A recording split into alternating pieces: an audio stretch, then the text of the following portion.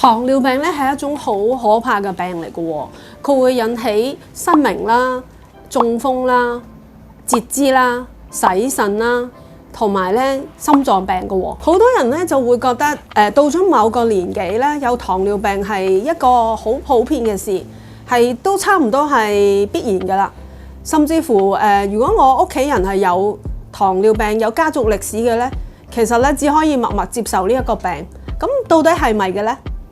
咁好消息，我哋咧原來有個方法咧，可以簡單咁樣咧預測到自己有冇呢個病嘅喎。咁咧進而咧係可以預防到甚至逆轉到嘅喎。咁你想唔想知咧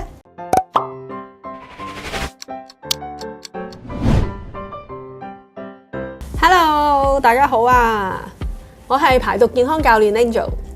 大家好，我係排毒健康教練 James 啊。今日咧想為大家介紹糖尿病嘅喎，佢嘅併發症咧就非常之可怕嘅。不過其實咧，原來我哋可以預防嘅喎，我哋只需要監測住佢就可以作出一個好嘅預防嘅。咁唔知我哋可以透過乜嘢簡單嘅方法嚟去一早預防呢一個糖尿病呢？方法非常之簡單，其實就係去驗血啦。咁 Angel， 我想問咧，驗血咧通常就係驗呢一個嘅血糖水平高唔高啦，有冇糖尿病啊？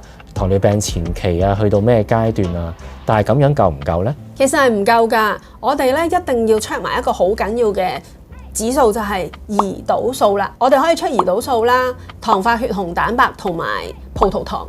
咁點解要出胰島素呢？咁因為咧我哋有一個值咧叫 HOMA-IR， 其實就可以睇到細胞咧有冇胰島素阻抗嘅喎。因為胰島素阻抗其實先至係糖尿病嘅前期嘅前期。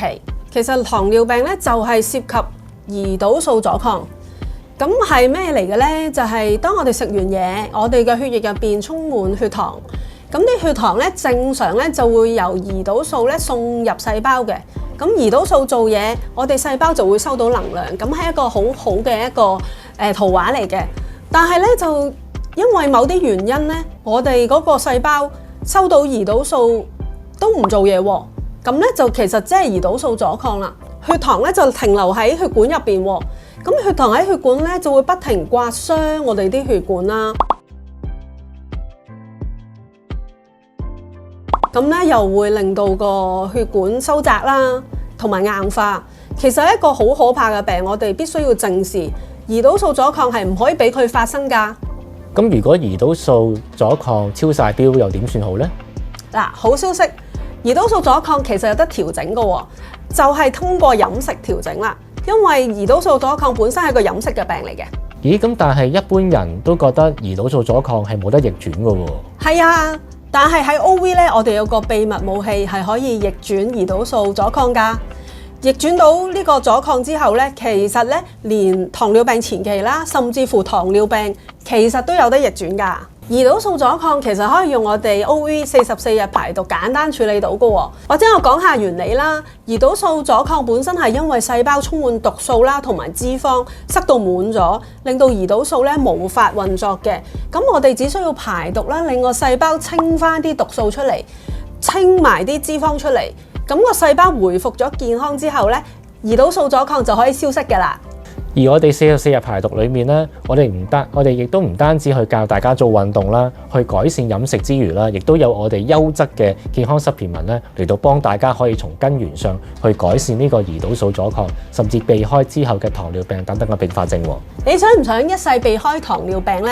原來就係透過一個簡單嘅驗血，睇下自己嗰個胰島素阻抗有冇存在。如果有胰島素阻抗，使唔使驚啊？唔需要擔心，我哋有方法去處理嘅。咁不如就行動去做個簡單驗血啦。如果大家想知多啲嘅，可以聯絡我健康排毒教練 Angel， 亦都可以聯絡排毒健康教練我叫 James 啦，亦都做過一個免費嘅諮詢啦，嚟到了解點樣透過呢個咁簡單嘅方法嚟到避開呢一個胰島素阻抗，甚至之後嘅併發症啦。今日嘅分享到呢度，多謝各位，拜拜。